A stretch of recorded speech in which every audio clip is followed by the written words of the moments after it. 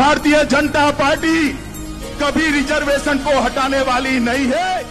Medical की परीक्षा में ओबीसी आरक्षण लागू किया। आरक्षण को छूने का प्रयास करेगा तो इस देश में जो भूचाल आएगा, अगर दिन में तारे ना दिखा दिए तो मेरा नाम चंद्रशेखर आजाद नहीं, सरकार इस बात को याद है। 3000 साल तक पढ़ाई लिखाई पर केवल ब्राह्मणों का हक था, 100% आरक्षण था। 3000 साल तक 100% आरक्षण, सारी पढ़ाई लिखाई। ब्राह्मणों की संख्या कितनी? 10%। 10% समुदाय ने 100% सीटें घेरी 3000 साल तक, और अब 70 साल से परेशान हो गए। क्या आपने भी कभी यह सुना है कि भारत में आरक्षण सिर्फ 10 साल के लिए दिया गया था? अगर हां, तो आज जो मैं आपको बताने वाला हूं वह शायद आपकी इस धारणा को पूरी तरह बदल दे, क्योंकि आरक्षण की कहानी 1950 से शुरू नहीं होती, डॉक्टर भीमराव अंबेडकर से भी शुरू नहीं होती, और यह सिर्फ संविधान की कहानी भी नहीं, इसकी जड़ें हजारों साल पुराने सामाजिक ढांचे में छिपी है। लेकिन सबसे बड़ा सवाल आज भी वही है, क्या आरक्षण अब भी जरूरी है या इसे खत्म कर देना चाहिए? यह वीडियो किसी एक पक्ष का समर्थन करने के लिए नहीं है और न ही किसी के खिलाफ माहौल बनाने के लिए। आज हम जानेंगे आरक्षण की शुरुआत कब हुई, क्यों हुई, क्या सच में यह सिर्फ 10 साल के लिए था, आज जो बहस चल रही है उसकी जड़ें आखिर कहां हैं? इस वीडियो में हम सोशल मीडिया की बहस नहीं बल्कि इतिहास, दस्तावेज और घटनाओं की टाइमलाइन समझेंगे। नमस्कार, मैं हूं रोशन भारतेंदु। आज इस सोशल मीडिया पर आरक्षण हटाओ जैसे नारे ट्रेंड कर रहे हैं, तो ऐसा लगता है मानो यह बहस अभी शुरू हुई हो, लेकिन असलियत इससे बिल्कुल अलग है। अगर इतिहास के पन्ने खंगाले जाए, इतिहास के पन्ने उल्टे जाएं, तो यह कहानी 1950 से नहीं बल्कि उस दौर से शुरू होती है जब समाज विभिन्न जातियों में बंट चुका था। उस समय शूद्र समुदाय को, दलित समुदाय को शिक्षा का अधिकार नहीं था, यानी वे लोग पढ़ लिख नहीं सकते थे। मंदिर में जाने पर उन्हें प्रतिबंध लगाया गया था, यानी वो मंदिर में प्रवेश नहीं कर सकते थे, पूजा पाठ नहीं कर सकते थे, यहां तक सार्वजनिक कुआं से पानी लेने की अनुमति भी नहीं थी, और इनकी बस्तियां गांव के बाहर हुआ करती थी, यानी उन्हें समाज से अलग थलग रखा जाता था। इन लोगों के साथ जानवरों से भी बदतर सुलूक हजारों वर्षों से किया जा रहा था। आज भी आजाद भारत में इनकी स्थिति बहुत जगहों पर ऐसी ही बनी हुई है। उस वक्त सरकारी पद और सामाजिक सम्मान कुछ चुनिंदे वर्गों तक ही सीमित थे। यहीं से एक लंबे संघर्ष की शुरुआत होती है। लेकिन यहां एक ऐसा तथ्य सामने आता है जिसके बारे में बहुत कम लोगों को जानकारी है। अक्सर लोग मानते हैं कि आरक्षण की शुरुआत डॉक्टर BR अंबेडकर ने की, लेकिन यह पूरा सच नहीं है। ऐतिहासिक स्रोतों के अनुसार इससे पहले भी सामाजिक रूप से वंचित समुदायों को अधिकार देने की आवाज उठाई जा चुकी थी, और इन आवाजों में इन वंचितों के लिए जो पहली आवाज बनी वे थे ज्योतिराव फूले। वही ज्योतिराव फूले जिन्होंने गुलामगिरी लिखी, और बाद में इस कड़ी में नाम जुड़ता है छत्रपति साहू जी महाराज के प्रयासों के उल्लेख का। यानी आरक्षण की बहस संविधान से पहले ही शुरू हो चुकी थी। यहीं से पूरी कहानी एक नए मोड़ पर पहुंचती है। ऐतिहासिक स्रोत के अनुसार 1882 में ज्योतिराव फूले ने सामाजिक रूप से वंचित समुदायों की शिक्षा और उनके अवसरों के लिए आवाज उठाई। इसके बाद 1902 में कोल्हापुर रियासत के शासक छत्रपति साहूजी महाराज ने अपने राज्य में पिछड़े वर्गों के लिए आरक्षण की घोषणा की। यानी ऐतिहासिक स्रोतों के अनुसार आरक्षण का विचार भारतीय संविधान से पहले कुछ रियासतों और सामाजिक सुधार आंदोलनों में दिखाई देते हैं। लेकिन यही पूरी कहानी नहीं है, क्योंकि अब इसके इतिहास में प्रवेश होता है एक ऐसा मोड़ जिसने भारत की राजनीति और संविधान दोनों की दिशा बदल दी। 1932 गोलमेज सम्मेलन, डॉक्टर बी.आर. अंबेडकर, महात्मा गांधी और पूना पैक्ट, यहीं से आरक्षण की कहानी अपने सबसे बड़े मोड़ पे पहुंचती है। अब इतिहास उस मोड़ पर पहुंच चुका था जहां सिर्फ समाज नहीं बल्कि राजनीति भी बदलने वाली थी। ब्रिटिश शासन भारत पर पूरी तरह नियंत्रण बनाए हुए था। इसी दौरान प्रतिनिधित्व का सवाल पहली बार राष्ट्रीय स्तर पर उठने लगा था। वंचित समुदायों की आवाज अब गांव तक सीमित नहीं थी, वह लंदन तक पहुंच चुकी थी। और यही डॉक्टर भीमराव अंबेडकर एक ऐसी मांग रखते हैं जिससे पूरे देश में नई बहस शुरू हो जाती है। माननीय अध्यक्ष, मैं यहां केवल एक व्यक्ति के रूप में उपस्थित नहीं हूं। मैं उन करोड़ों लोगों की आवाज बनकर आया हूं जिन्हें सदियों से इंसान नहीं समझा गया, जिन्हें मंदिरों से रोका गया, कुओं से दूर रखा गया और जिनकी परछाई तक अपवित्र मानी गई। भारत की आजादी तभी सार्थक होगी जब इस देश का सबसे गरीब, सबसे पीड़ित, सबसे वंचित व्यक्ति सम्मान के साथ जी सके। यदि स्वतंत्र भारत में भी दलितों की आवाज दबा दी जाएगी तो वह स्वतंत्रता हमारे लिए अर्थहीन होगी।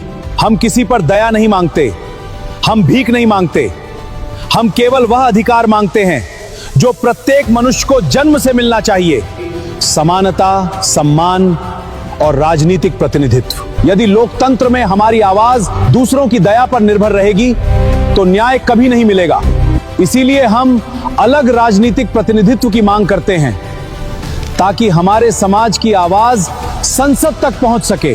जिस समाज ने हमें हजारों वर्षों तक अधिकारों से वंचित रखा, वह आज हमारे अधिकारों का निर्णय अकेले नहीं कर सकता। हम चाहते हैं कि हमारी नियति का निर्णय हमारी भागीदारी से हो, हमारी अनुपस्थिति में नहीं। मैं ऐसे भारत की कल्पना करता हूं जहां किसी मनुष्य का मूल उसकी जाति से नहीं, उसकी योग्यता से आंका जाए। हम न्याय चाहते हैं, हम समानता चाहते हैं और जब तक यह नहीं मिलेगा हमारी आवाज उठती रहेगी। एक हिस्टोरिकल एविडेंस के अनुसार डॉक्टर भीमराव अंबेडकर ने दलित समुदाय के राजनीतिक प्रतिनिधित्व का मुद्दा उठाया।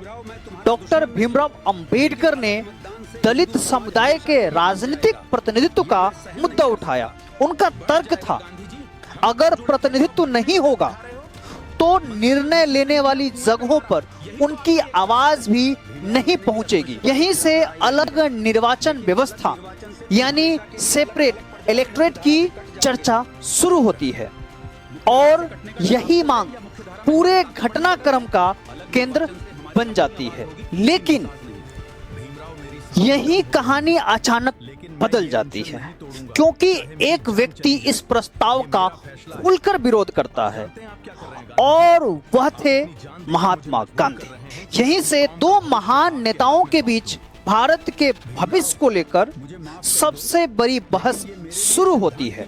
अक्सर इस पूरे घटनाक्रम को सिर्फ गांधी बनाम अंबेडकर के रूप में देखा जाता है, लेकिन ऐतिहासिक एविडेंस, ऐतिहासिक स्रोत इसे भारत के सामाजिक और राजनीतिक भविष्य को लेकर दो अलग अलग सोच के रूप में प्रस्तुत किया गया।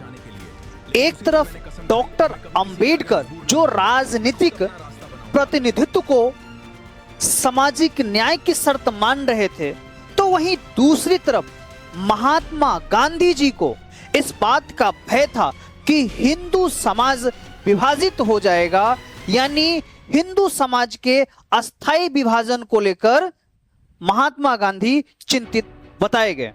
यानी दोनों का उद्देश्य समाज का भलाई था, समाज के भविष्य के निर्माण का था, लेकिन रास्ता अलग अलग थे। आता है वह पल जिसे आज पूना पैक्ट के नाम से जाना जाता है।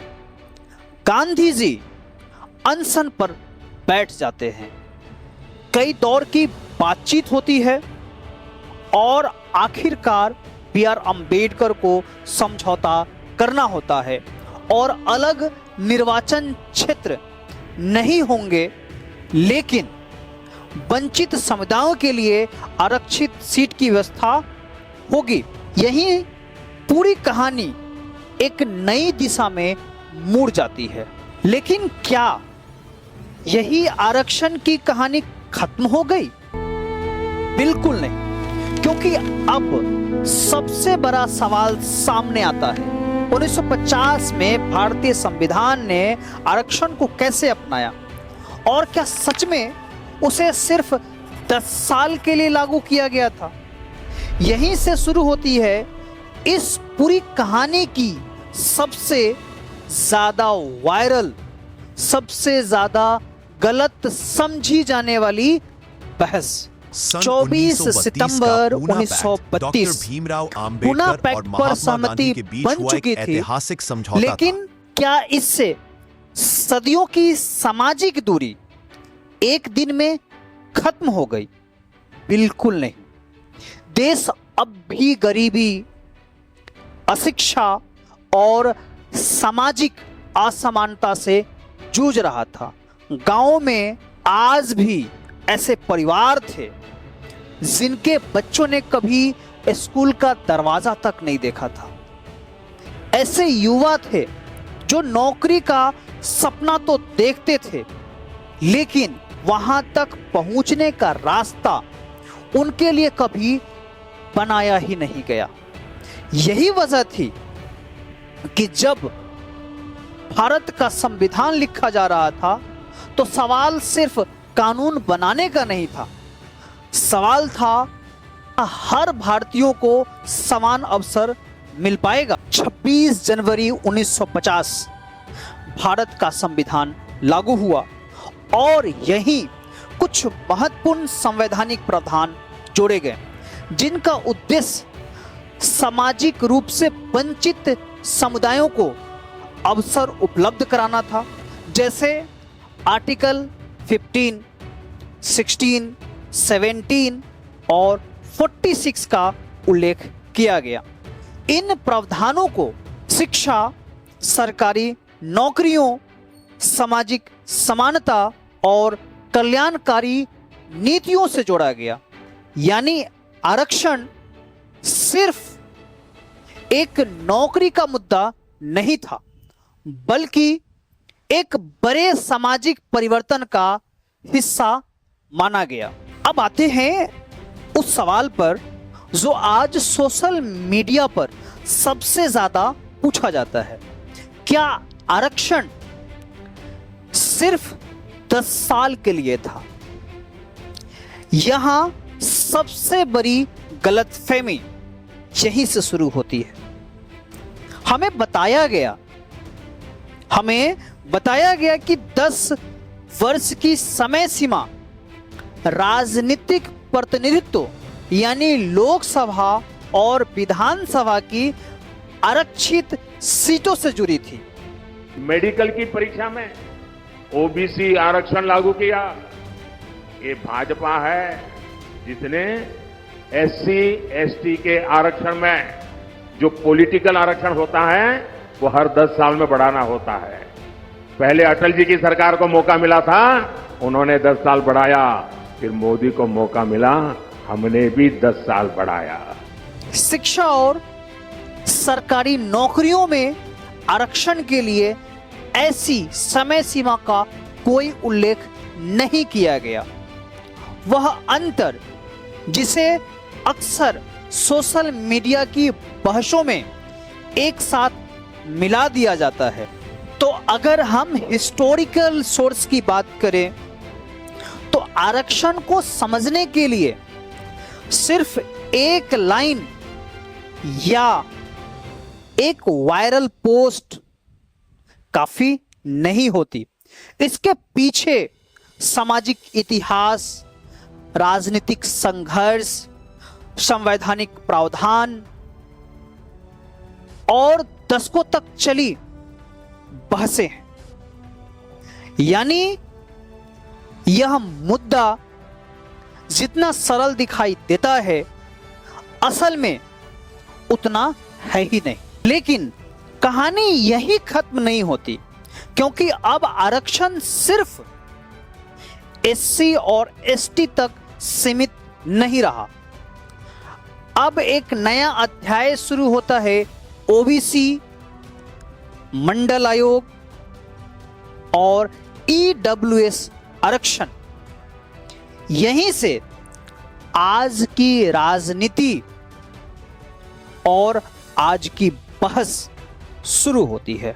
अगर आपको लगता है कि आरक्षण की कहानी यहीं खत्म हो गई, तो असल कहानी अब शुरू होती है, क्योंकि 1950 के बाद देश बदल रहा था, नई सरकारें आ रही थी और नई चुनौतियां सामने थी, और एक नया सवाल सरकार के सामने खड़ा था। क्या केवल अनुसूचित जाति और जनजाति ही सामाजिक रूप से पिछड़ी है, या कुछ और वर्ग भी ऐसे हैं जिन्हें आगे बढ़ाने की जरूरत है? यहीं से आरक्षण एक नए दौर में प्रवेश करता है। 1950 के दशक में सामाजिक और शैक्षणिक रूप से पिछड़े वर्गों के लिए चर्चा शुरू हुई। बाद में काका कालेलकर आयोग और फिर मंडल आयोग इस बहस को नई दिशा देते हैं। संवैधानिक स्रोत में बताया गया कि मंडल आयोग की सिफारिशों के आधार पर ओबीसी वर्ग के लिए 27% आरक्षण लागू किया गया। लेकिन यहीं से देश एक बार फिर दो हिस्सों में बंटता दिखाई देता है। जैसे ही ओबीसी आरक्षण लागू करने की प्रक्रिया आगे बढ़ी, देश के कई हिस्सों में विरोध प्रदर्शन शुरू हो गए। कुछ लोगों का मानना था कि यह सामाजिक न्याय की दिशा में एक जरूरी कदम है। वहीं कुछ लोग का कहना था कि इससे योग्यता आधारित व्यवस्था प्रभावित होगी, यानी मेरिट बेस्ड जो व्यवस्था है प्रभावित होगी। यानी एक ही फैसले ने देश में दो बिल्कुल अलग विचार पैदा कर दिए, और यही बहस आज तक जारी है। आज अगर हम भारत की आरक्षण व्यवस्था को देखें तो संवैधानिक स्रोत में एससी, एसटी, ओबीसी और ईडब्ल्यूएस 4 प्रमुख श्रेणियों का उल्लेख किया गया है।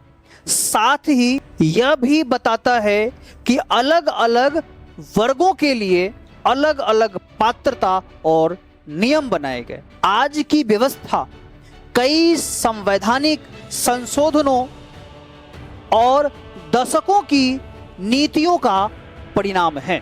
अब अगर पूरी कहानी को एक साथ देखें तो आरक्षण सिर्फ एक कानून नहीं, यह भारत की सामाजिक इतिहास, राजनीतिक संघर्ष, संवैधानिक व्यवस्था और समान अवसर की बहस, इन सब का मिला जुला परिणाम है। लेकिन इसके साथ एक दूसरी बहस भी लगातार चल रही है। क्या मौजूदा व्यवस्था वैसे ही रहनी चाहिए या समय के साथ इसमें बदलाव होना चाहिए? यह आज भी देश के सामने सबसे बड़े सार्वजनिक प्रश्नों में से एक है। इस पूरे विषय को सिर्फ एक नारे या एक सोशल मीडिया पोस्ट से नहीं समझा जा सकता, क्योंकि इतिहास कई परतों में लिखा जाता है। संविधान बहसों से बनता है और नीतियां समय के साथ बदलती रहती है।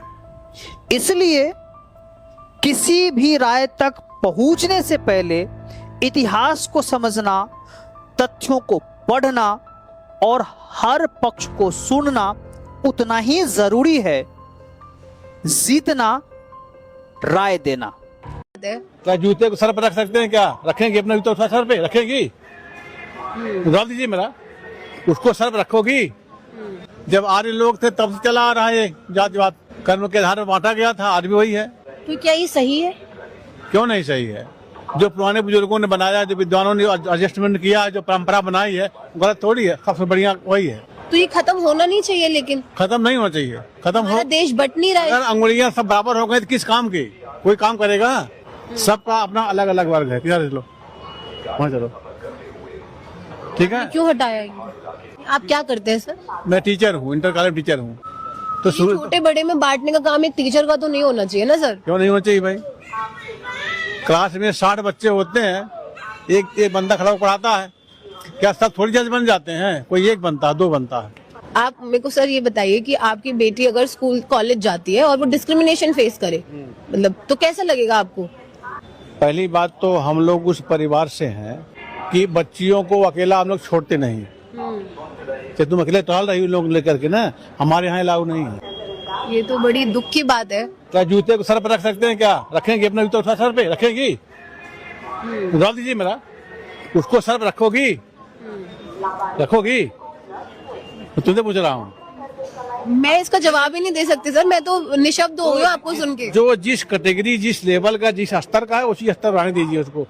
बदल नहीं पाएंगे, क्योंकि जब भगवान ने नहीं बराबर कर पाया तो हम लोग क्या कर पाएंगे? देखिए, उन लोगों के लिए मैसेज है जो लोग कह रहे हैं ना कि जातिगत भेदभाव नहीं हो रहा है देश में। आप देख लीजिए, अभी हम सीपी में मौजूद है, अभी मैं बहुत लोगों से मिली और उसमें मैं इन सर से भी मिली, ये टीचर है, और जिस तरीके की इन्होंने बातें रखी है ना, ये बिल्कुल बहुत दुख देती है।